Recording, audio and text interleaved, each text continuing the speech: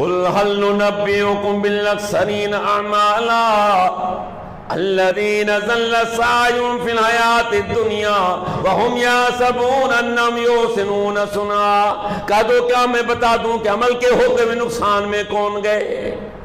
اور جنہوں نے جو بھی دنیا میں محنت اور کاوش کی وہ ساری کی ساری رائگان چلی گئی، وہ یہ سمجھتے رہے کہ ہم اچھا کام کر رہے ہیں۔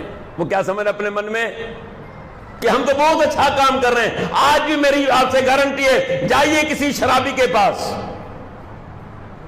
اس کو کسی کونے میں لے جاؤ، اس کو سمجھاؤ کہ یار یہ شراب پینا اچھا تو نہیں ہے، آپ کیوں اپنی زندگی تباہ کر رہے ہو؟ تو آپ پتہ آپ کو کیا کہے گا؟ یار دعا کرو میں چھوڑ دوں۔ جائیے کسی چور کے پاس، اس کو سمجھائیے کہ یار چوری اچھی تو نہیں ہے، آپ سے کیا کہے گا؟ دعا کرو۔ جائیے آج بدعتی کے پاس، بھائی یہ بدعت ہے، اس میں حرج کیا ہے، اس میں خرابی کیا ہے؟ اڑ جائے گا۔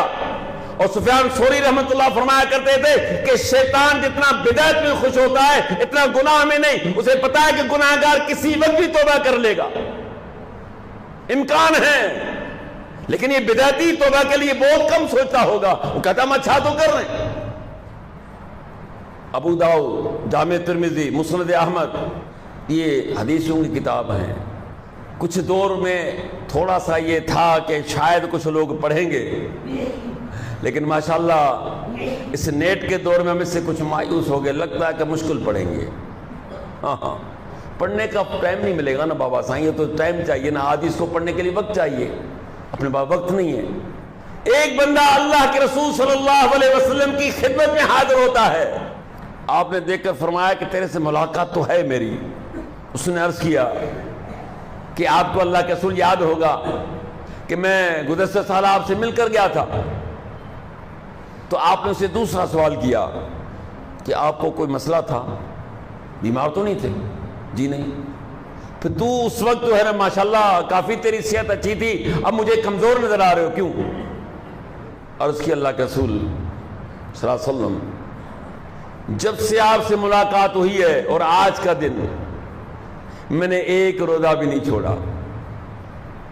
بات سمجھ رہے ہو؟